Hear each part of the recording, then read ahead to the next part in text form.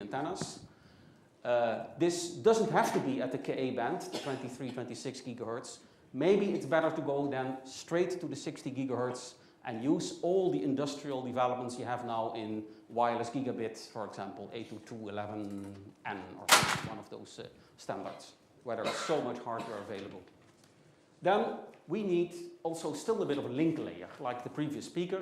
There will always be a kind of a link layer needed, but we would like to make this cheap. No full onboard routing and Iridium style. It shall be cheap for smaller satellites. So it could be just a carrier routing or maybe a very, we have to see a bit, but to be decided in the next 2-3 months. Then we need Ka band medium gain antennas.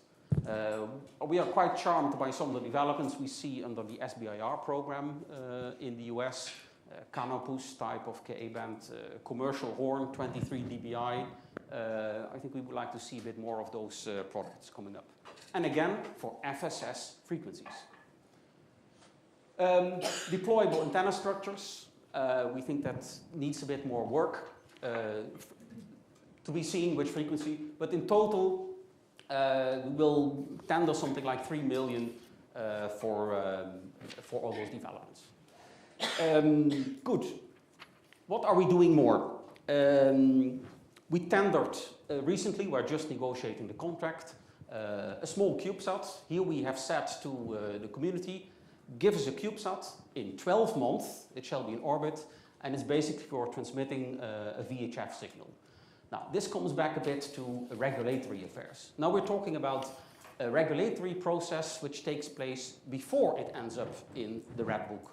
So this is a so-called agenda item for the current World Radio Conference, and here we are asking new allocations for satellite communications.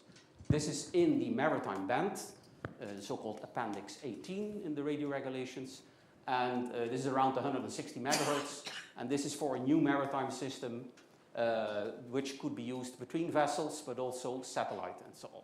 And we just wanted to mention that this has nothing to do yet with filing or notification and so on. It's the process, at least to have at least the allocation. That's already the beginning. And that has taken many, many hours. We are now very nicely supported by people from CNES, Jean Plat, also people from ENFR. Thibault is also here around. But it takes a bit of time, and we hope that would be not the same when we would discuss also new allocations for maybe TPC for small satellites.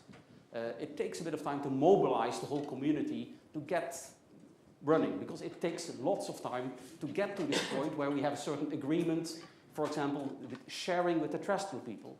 They're strong, they're very well organized, and we spend at least €5 per hertz at the moment now to get this allocation. We're fine with that, it's public money, but it's difficult to mobilize a bit also the space industry. In every country, we have to put together space people, maritime people, and telecom authority people. And that is not an easy task, we find. Good. Another thing which is sometimes difficult we find in this process, that we request spectrum, but we do not have a document with user requirements, what you would do with that spectrum. It's similar with the GSM people who want to get the C-band. They have very fluffy requirements, and then they ask basically some part of the C-band. We're doing maybe a little bit the same in this case for VHF. And that makes me also would like to stress this, that let's say there's various people talking to ITU, CPT, and it's all very well prepared in national preparation meetings. And we do our best to hang around basically in those meetings, signal threats, push the points, and they are normally coming via our ESA national delegation points. But we think it is for you also, if you want new spectrum and so on, you should go to those national preparation meetings. They are there for you, and state the point that you want to have this allocation, or that you see this threat. It should be, it's all input driven. If everybody just hangs around there and doesn't say anything, you have to open your mouth and be there. And it takes lots of hours, but we can sometimes cover some of those costs. Good. Then a few things which are of interest maybe for the general community of CubeSats. We will issue a tender for a W-band. W-band is 70, 80 gigahertz. That will come in some years, probably in the geo satellite world. It is at the moment such that if you have a big geo satellite, that sometimes the ground segment becomes more expensive than the satellite if you have lots of gateways. Like a KOUDELKA from Eutelsat has lots of gateways, that is very expensive.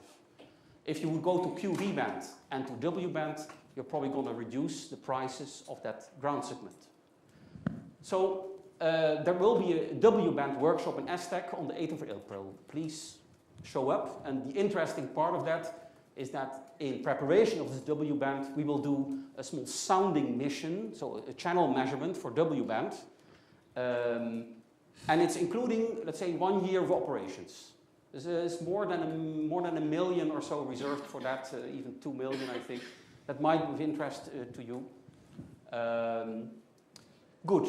Then we are running, because we're very interested in seeing commercial telecommunication services, a study with Clyde Space to understand better what would be commercially interesting services in the area of telecommunication based on smaller platforms.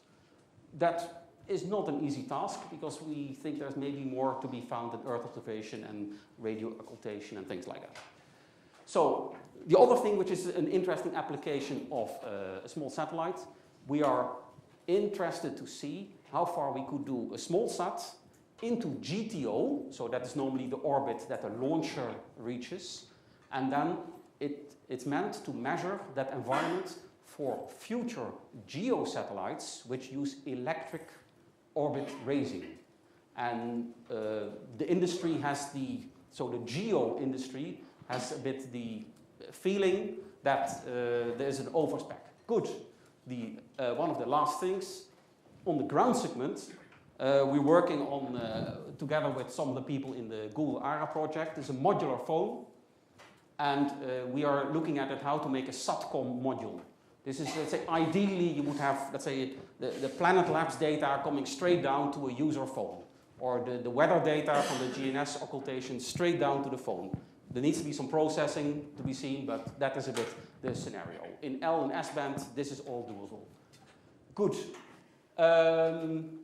Let me do this one then in view of time. We would like to support more work in this area of coming to a TT&C solution for larger satellites, or for larger fleets of satellites. We are happy to support that also. We would be very happy maybe if this symposium comes up with a conclusion on that. So we need also something internally to get things running. But we are very interested also to experiment with intersatellite links from LEO to GEO. And if you have a satellite that transmits in this 2200 and the other S-band frequencies or Ka band, please contact us. There is a satellite from Avanti, and we have a certain agreement with Avanti, which is in orbit now, in GEO, and we would be very happy to look on that. So, summarizing, we are initiating a number of developments. We would love to hear requirements from you, so that those requirements are really useful. We are very happy to support future WARC-19 studies in the area of TT&C. And the other thing, where we will even not use the red book anymore, that will be optical communications. We will have an optical communication. It's maybe 7 April. The date is a bit unclear, but we hope also there the small sat community comes and talks about possibilities for optical communication. And these are some ideas that we might end up in our work plan. Please shoot at them. We are open of that. That's it.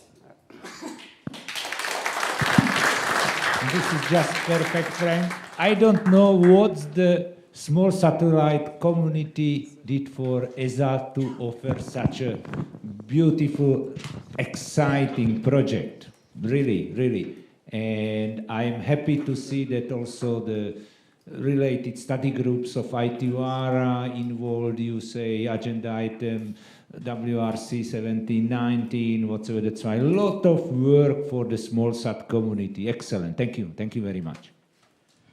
The next speaker is also a challenging gentleman. It's Dominic Bove. Where is Dominic? I didn't see him. Ah, it's here, yes. Who is going to present... Ah, sorry. sorry. Why? I know why. I'm sorry.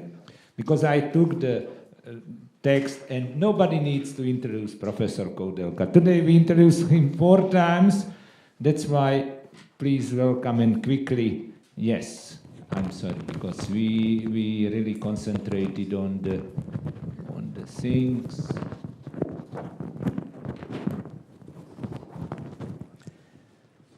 Yes, let's go.